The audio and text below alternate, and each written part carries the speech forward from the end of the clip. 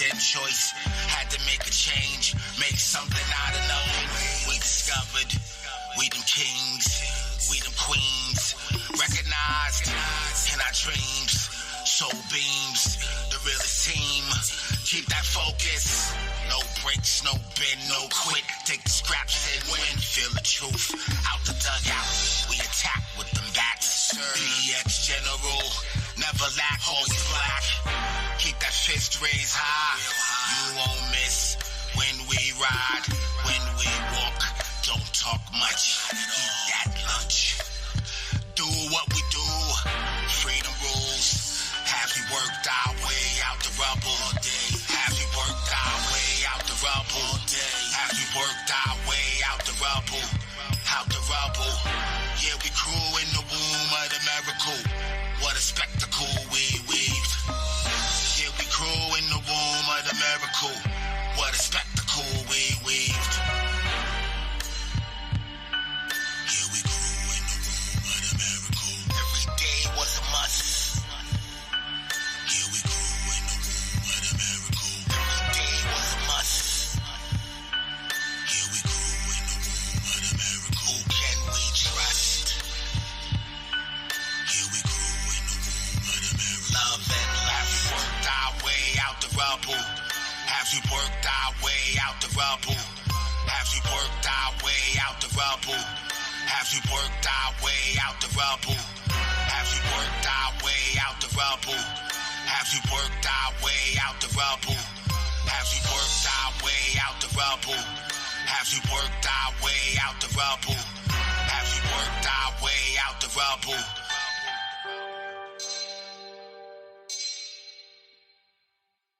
All right. Let's see. Let's start again. All right. What is up, y'all? It is Steven from Tapioca, the future of music distribution. And I am here tonight with episode number 3. And we didn't really know what to call this episode, so we're just going to call this, let me think, what were we thinking today? We're going to talk about artist subscription models. And that's not to call any particular company out, but it has been a question that is on my mind. So to start off tonight, we're going to talk about, we're going to ask you, are you willing to pay a monthly subscription fee for your favorite artist? Now, that could be any genre. It does not have to be hip hop. It does not have to be R&B. It can be any genre of music. It can be Bollywood, country, whatever. But is there one artist that you can think of that you would be willing to pay $8.99 a month, $7.99 a month for a year? Let's just call it a year. Okay. So you figure 8 times 12, whatever that is, that's what you're going to give to your favorite artist. Okay. So that's my question of the day. And let's get into some really light news. So, layoffs in the music industry. Yep. More layoffs in the music industry. So, man, Spotify. Let's talk about this. All right. So, matter of fact, let's just keep it in the music industry, right? So, I'm mixing up my topics. Excuse me, y'all. So, layoffs in the music industry. As you already know, Universal and Def Jam laid off a bunch of people. And it seems like everybody is running to the new labels. In fact, the reason I know this is because my inbox is full of music industry people that I've known in the music industry for 20 years are writing me, asking me, Steve, do you know of anybody that is hiring? Like, it is serious out here. People that I had friended on LinkedIn years ago that have never written me back, they are now liking, or they're now accepting my my request. Can you imagine that? Like 5 years ago, you friend somebody on LinkedIn, and then 5 years later they link you back, and the first thing they ask you is, "Hey, do you know if anybody's hiring?" Now that's not to make light of anybody's situation. It is hard out here for a pimp, so I understand. You got to get your money wherever you can. That was not supposed to rhyme. But what I'm saying is, it's really not a joke. Um, it's really hard out here, man. People are really like trying to figure out how they are going to make these ends meet out here in these streets. All right. Another light subject that I would like to talk about is Drake using AI to diss Kendrick Lamar. Let me repeat that. Drake using AI to diss Kendrick Lamar. So my question is that hip hop? Now, I've been reading a lot of people that feel a certain way about Drake just in general.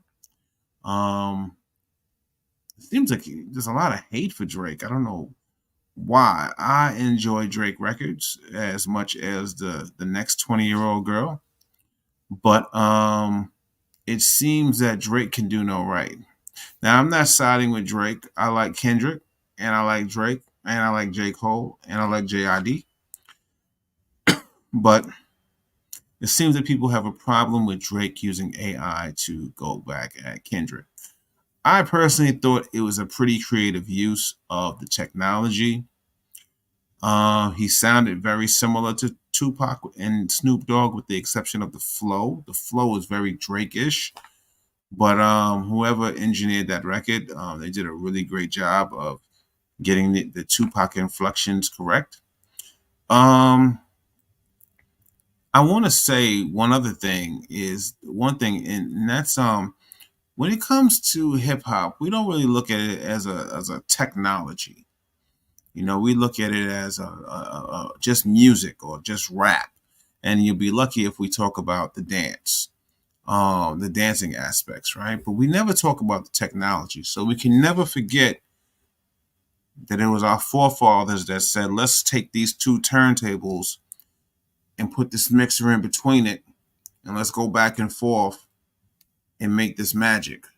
And we've built off of that. There would be no Serato if it wasn't for hip hop, you know. And if you really think back about it, Pro Tools was actually a video editing software, from what I understand, and that was turned into a DAW, you know. So hip hop is always taking something and flipping it and making it something different. So with that said, I did not get anybody to really hit me with the. Let me check my Instagram and see if anybody wrote on Instagram, because we on Instagram too. And I just want to get started with this particular topic here. And what's going on, y'all? All right, I see a lot of likes on the post, but not a lot of It's all good. It's all good. Let's see. Let's see. All right. Anything in here? All right. Not a lot up in here either. It's all good. I wonder if my time is good. Maybe my time is not good. Maybe I shouldn't be doing Tapping Tuesdays at 9 o'clock. Maybe I need to do this during the day. What do you think? Let me know in the comments if you're watching this. Should I switch this to the daytime or whatever? Or should I just keep it at nighttime, like, after hours? Because, last time I did it, it was at 10 o'clock. Now I'm doing it at 9:30. But maybe I'm doing this at the wrong time.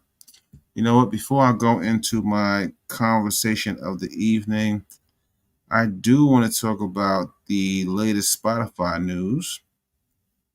So, Spotify, looks like Spotify is planning on raising the price about $1 to $2 a month in 5 markets, including the United Kingdom, Australia, and Pakistan. That's going to be happening in the end of April, and the U.S. prices will rise later on this year. Also, to report on Spotify, Spotify just had their most profitable quarter ever. They made $182 million in operating income. And as you know, they just laid off 9% of their workers. Also wanted to mention that I read an article a few months ago about how Spotify was using AI to generate playlists. Now I don't know what that means for one of my favorite playlists, Rap Caviar, but it seems like they are in position to start cutting jobs in that department too. So do we still need a Rap Caviar list curated by Carl Cherry and them, or is it something that can be computer generated? I don't know. I mean, that got AI doing the playlist. That's crazy. All right. Another piece of Spotify news that actually no one's reported on is Spotify has left the International Ad Bureau. They are no longer certified. Spotify is the largest global digital audio advertising company. Um, they're larger than Sirius, iHeartRadio, Audacity. So what does that mean? Well, um, the Internet Ad Bureau is like kind of like the government, not the government of ads, but they pretty much make sure that ads are accounted for, whatever. And it looks like this is actually very important because it has to deal with their podcasting. Now, I don't know what that means for the bigger picture because this is actually something that no one is talking about. Only me. I'm the first person. Well, I'm the second person to talk about it. But I'm wondering why they would leave the IAB. I'm gonna definitely have to look into that a little bit more. I mean, it literally just flashed across my feed here. All right, so let's get into the topic today of the direct-to-consumer subscription model. Now, what am I talking about? Well, what I'm talking about is the direct. So last week we talked about direct-to-consumer. If you're not familiar with direct-to-consumer is, direct-to-consumer is when an artist is selling his music directly to his fan. So this was a practice that was done prior to streaming when people used to sell records, CDs, tape directly to their fans, and then their fan would buy it and they would go home and listen to it. Now we don't do that. Now they don't do that. The artist is very hands off when it comes to the fans. But it seems like with the prices of with the streaming rates being 0.003 cents on every stream, it looks like a lot of fans are not really excited about putting their music on streaming. So therefore, they're going to go direct to fan. Two of the biggest examples in the last couple of weeks have been Pharrell going direct to fan with his album. It was a rock album, but it still went direct to fan. He allowed people to download this album for free and enjoy it. Another person who did this as well was The Alchemist. He was charging $40 for a download of his new album. It was a preview, so I don't know. I'm really not a fan of people preview. I don't know about paying $40 for a preview of an album. I don't think I have any artists that I want to sample like that far ahead of to see how it sounds. But it seems like direct to artist is picking up, and it's picking up real quick, really, really quick out here in these streets. So I've been pondering this maybe for the last 2 weeks or so. Is there an artist that I would pay $8.99 a month for? And to be honest, I don't have an artist like that. My answer might be Nas, but you're talking about $8 a month. let's see, let's do the math on that, right? Because I said let's try for a year, right? So you're talking about, let's say $9 a month times 12, $108. Would I spend $108 a year on Nas? To be honest, there was only one thing that I saw from Nas this year that I would have bought for $108, and that was his Illmatic 30th anniversary box set. If you have not seen it, you should go check it out. It's on thegetdown.com. It's a 7-inch vinyl package.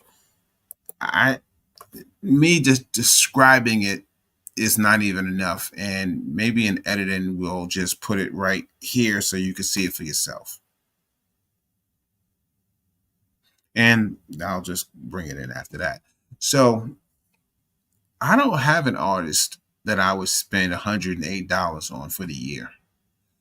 And I'll tell you why I would not spend $108 on one particular artist. The first thing is consistency. So the artist that I'm spending that money with would have to be consistent. Now, if the artist if the artist is hit or miss, I'm feeling kind of funny about it. And then it's also like, are they consistently making good records? Like, there's maybe like one or two artists that I know many people would do that for. Like, I know you would do that for Beyonce. Okay, without a question, we know that the Beehive will do a subscription model without a problem. Okay, I think the fans would do SZA. They would do SZA. I think I might do SZA for 6 months. I love SZA's music. I think it's off the chain. It's really good. Another person that I might consider doing SZA,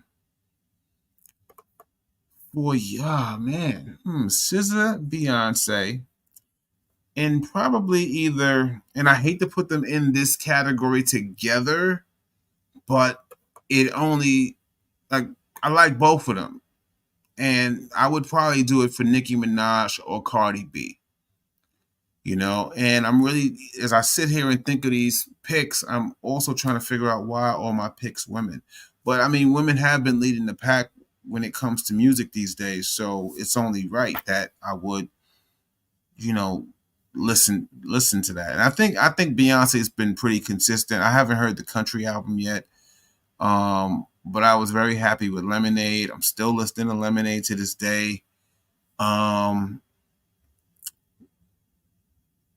I mean, so $9.99 a month would not be $9 a month for those particular artists that I named. Every month would not be bad, especially if those it also came with perks, meaning like if I paid for a subscription to one of those people, that I would maybe get something free, maybe something discounted or whatever, that makes me feel like, okay, yeah, they really looking out for me. But I don't know. I don't think the average person is going to do that. And I'm really trying to see, like, there's about 3 companies that I've seen so far that are pushing that subscription model. And I just don't see it. And I think a lot of it also is the consistency of the artist, not just the consistency of the music, but are you really going to do one solid song every month? Not every single song be solid sometimes, I don't know. I told y'all before, y'all should let me know in the comments, but you know what I would do? What I would do is I would do this. We created technology that gives artists the freedom to release their music exclusively to their fans and keep 100% of the sales revenue with a simple tap. Independent artists take 100% of the risk and deserve 100% of the revenue. Streaming service payouts are pennies. Touring is taxing, and merch drops are a hit or miss. Tap into the next innovation in music distribution. Text more info to @Tapioca Music on Instagram. See, That's what I would do. I would do a one-off. And tonight's sponsor of the show, Tapioca, is the one-off, pretty much. Essentially, artists would buy into Tapioca, they would put their music up, they would sell their music one time. The artist that one of the first artists that Tapioca worked with is Dula 800. He's been selling his music for $14.99 a pop. He's actually about to order an additional set of music because he's actually selling out pretty well. But I think that is the future, if you ask me, because that's why their tagline is the future of music distribution. All right. It's not the future of direct to consumer every month. Because I don't know. Like I said, I can't think of an artist that I would spend $9.99 a month on. But that's just me. I want to hear about you. You know what? I did not do. I need to tell you how to write to me because maybe y'all shy or whatever, and y'all don't want to like say anything out loud that sounds stupid. It's like being in school. So here's my email address. Right, I want y'all to write your boy right there, right down there, Steven at tapioca.com. Write to me. Let me know what you think. What is an artist or who is an artist that you would be willing to pay a monthly subscription fee for? Okay, it could be male, could be female, could be a group, it could be rock, rap, whatever genre you want. Drop that for me, all right? Anyway, that's it for tonight. Tapioca. Well, it's not Tapioca. It's Tap In Tuesdays, powered by Tapioca, our sponsor. I'm out. Make sure you check me. Oh, wait. Whoa. Did we get a comment? All right. Priest Forever. I've heard of Priest Forever. Where have I heard that before? I know Priest Forever. Priest Forever is a hip-hop legend. He was part of the Dirty Dozen. I don't know if a lot of y'all know what that is, but it was a radio show back in New York. And if it was not for Priest Forever in them, New York radio would not be what it is, well, what it was.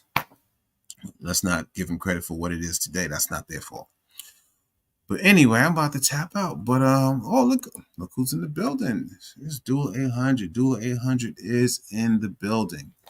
And gotta salute him for being the first NFC album and whatnot, really taking a stance or whatever. So we gotta salute him. Even though I'm not a soldier, I hope that's not disrespectful if I do a salute like that or whatever. I know many people have died for our country that do the salute properly. But since you guys are here and I got 5 more minutes, let me ask you, are you willing to pay a monthly subscription for your favorite artist?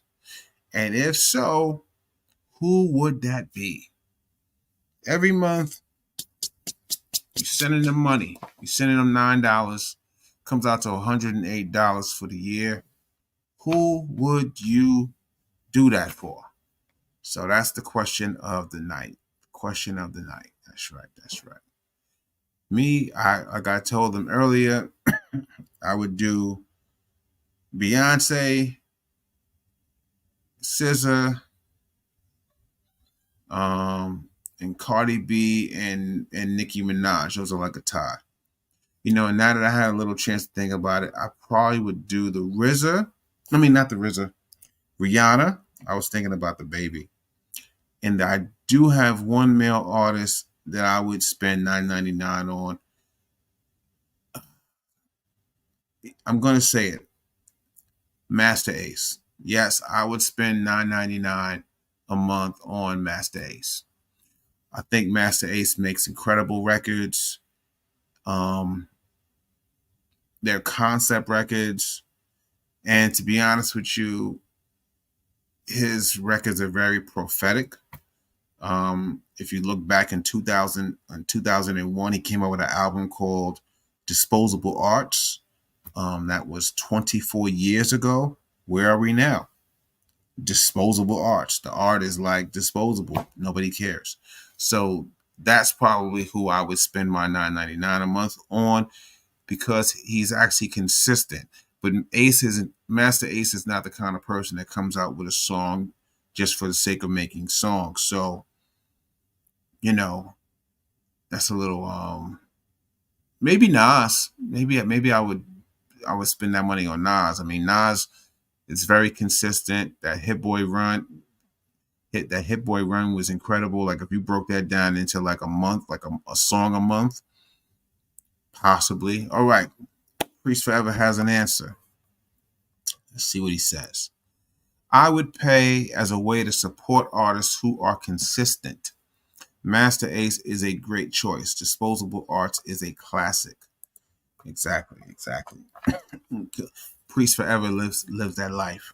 So yes, like I said, I think that's the key word, is consistent, right? So maybe the person, and like I said, I don't know, Priest, if you were here for when I said it earlier, but what I was saying was that, like, if I could get like a discount on other purchases for my $9 a month, that would be great.